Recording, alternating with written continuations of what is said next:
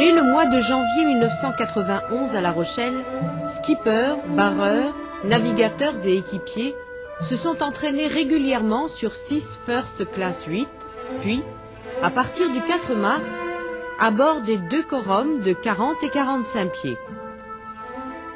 Pour l'équipe de France des Admiralers, la Fédération française de voile a retenu 40 coureurs, tous issus de la voile olympique ou de la course au large, et dès La Rochelle, leur entraînement a commencé sous la direction de Richard Sautieux. Dans le déroulement de la journée, il était prévu qu'on devait faire d'abord l'entraînement manœuvre, plus spécifique manœuvre, avec quelques allers-retours sur 2 bouées.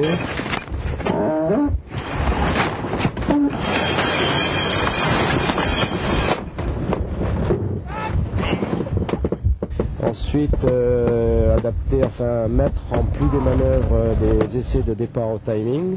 5 secondes, 4, 3, 2, top. Et ils vont franchir avec, le premier franchit avec 5 secondes de retard et le deuxième avec 10 secondes de retard. L'idéal étant de franchir la ligne au top. L'idéal étant de franchir la ligne au top. Maintenant, on attaque la deuxième période de la journée, c'est-à-dire qu'on va essayer de calibrer nos instruments électroniques parce que les bateaux viennent d'être mis à l'eau.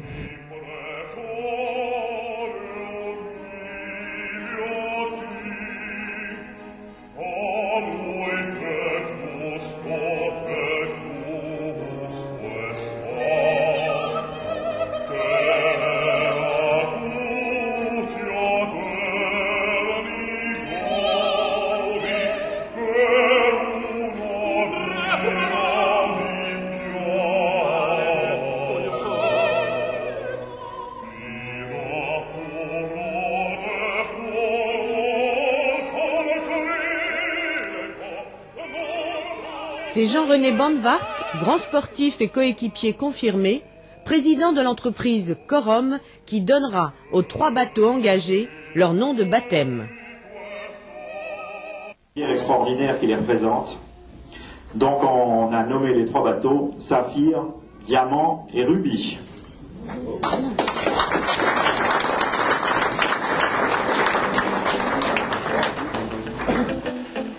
Rubis et Diamant sont mis au sec afin d'être soigneusement préparés pour le SPI Ouest France de la Trinité, où ils vont se confronter pour la première fois à certains de leurs adversaires. Le 45 pieds Rubis, construit pour Corum en 89 par Beneteau, s'est classé 4e à la dernière Admiral's Cup. Plus récent, le 40 pieds Diamant a remporté 2 manches dans la One Ton Cup 90. Le 50 pieds Saphir, lui, n'est pas à la Trinité. Il est en Floride où il participe à des régates d'entraînement. Mais de graves avaries vont l'immobiliser durant des semaines, presque jusqu'à l'Admiral's Cup.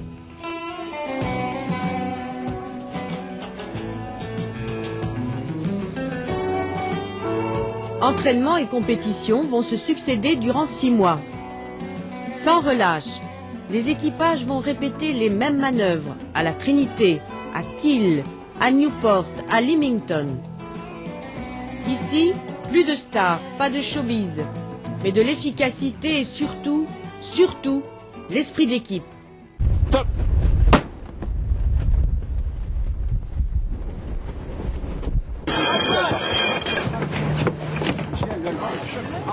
L'esprit d'équipe, dans la pratique, est proche de l'esprit de commando. On vise par la répétition, à la rigueur et à la parfaite coordination. Coordination entre le numéro 1, véritable voltigeur responsable de la plage avant, et les winchers, embraqueurs et régleurs qui s'activent dans le cockpit. Travail technique rigoureux aussi lorsque, en voie de spi, jibe, set et barroway se succèdent avec rapidité, sans anicroche.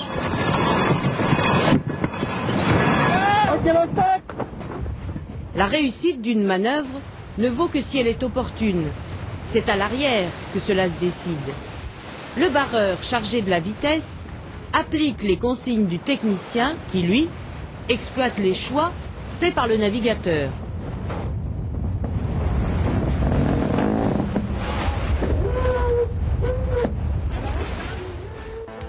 Le soleil du 28 mars 1991 se lève sur la première confrontation de l'équipe de France et de ses concurrents lors du SPI Ouest France à la Trinité-sur-Mer. Durant 4 jours, Corum Rubis et Corum Diamant affronteront quelques-uns de leurs adversaires, dont Wings of Oracle, confrontation à l'issue de laquelle Alain Fédancieux pourra tirer les premiers enseignements. Alors le bilan, donc je disais, était très optimiste parce que c'était la première régate donc de la saison, de la période d'entraînement, avec tous ces nouveaux équipiers qui sont donc définitivement admis en équipe de France. On a travaillé sur tous les thèmes nécessaires au fonctionnement du bateau, c'est-à-dire manœuvre, performance, tactique, navigation et organisation générale. Et je crois que ça s'est très bien passé, c'est très encourageant. Il reste 4 mois avant l'Admiral's Cup. Il y a un programme sérieux? Ben là, en fait, on attaque un programme très très lourd puisque c'était la première régate en France, mais la dernière en France. Là, tous les bons bateaux qui vont préparer l'Admiral's Cup maintenant vont être sur un circuit qui va être essentiellement articulé en Allemagne, aux Pays-Bas et en Angleterre. Donc il était important pour nous d'être présents avec ces bateaux. Donc dans 3 semaines, toute l'équipe et les 2 bateaux seront à Kiel et vont commencer à naviguer avec les meilleures équipes étrangères.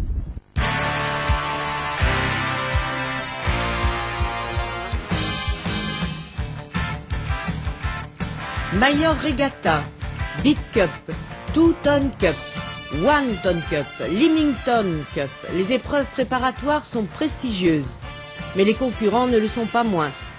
L'équipe de France aura fort à faire avec des adversaires aussi redoutables que Rubin, Wings of Oracle, Tuborg, Will, Mandrakrizia ou d'autres concurrents qui tous représentent l'élite mondiale de la course IOR.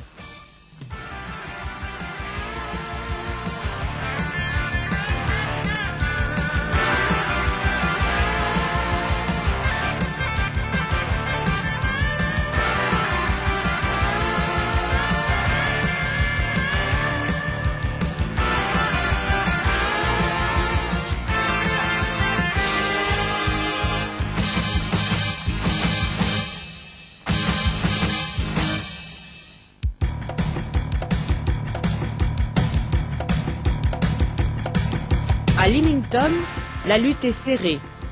Cette course est bien plus qu'un prélude à l'Admiral's Cup. Alors, on fait les dernières mises au point, on peaufine les derniers réglages et on mesure ses chances aussi. L'épreuve finale est proche.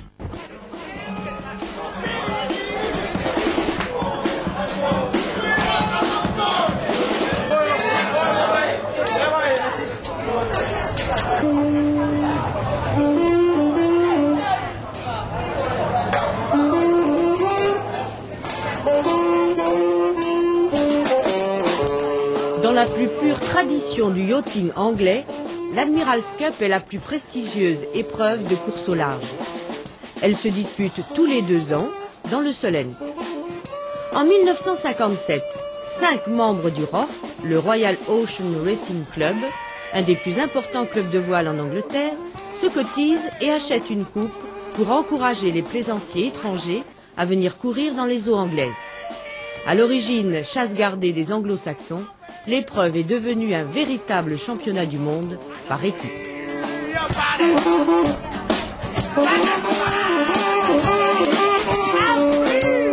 En 1991, chacune des 8 nations inscrites est représentée par une équipe et 3 monocoques de 50, 45 et 40 pieds, courant les 6 manches.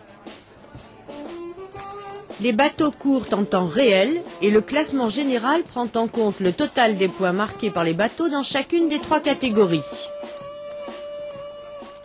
Le Solent n'est guère accueillant pour les étrangers.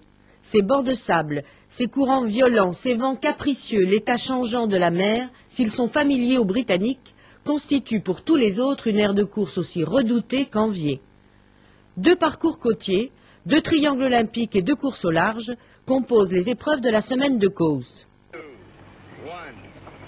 Tradition, c'est au son du canon tiré depuis le prestigieux Royal Yacht Screddon de Cowes que se fera le départ de chacune des 6 épreuves.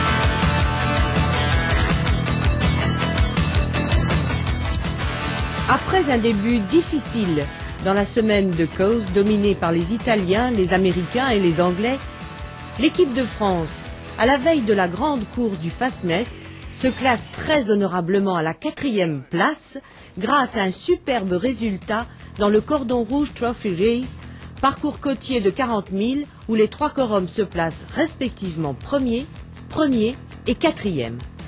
Cette victoire dans le petit temps est un formidable encouragement pour le Quorum Team, alors que l'épreuve la plus difficile, la plus longue aussi, 607 000, mais aussi la plus prestigieuse, reste à accomplir.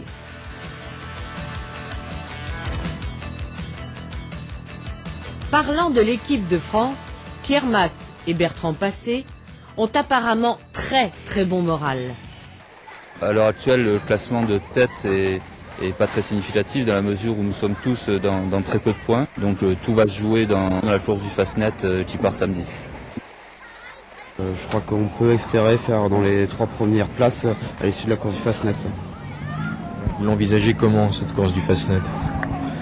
Bon, d'abord, c'est pas une course facile, c'est une course longue avec pas mal d'options météo, parce que je crois que la météo sera assez tordue dans le jargon. Disons que pour une course au large qui va durer 4 jours, peut-être 5, je crois que l'équipe est bien armée, puisque c'est des gens d'expérience qui ont déjà participé à l'Admiral's Cup, qui ont déjà couru au large et le Fastnet en particulier. Donc je crois qu'on a beaucoup d'atouts pour faire une perf dans cette course-là. 3, 2, 1.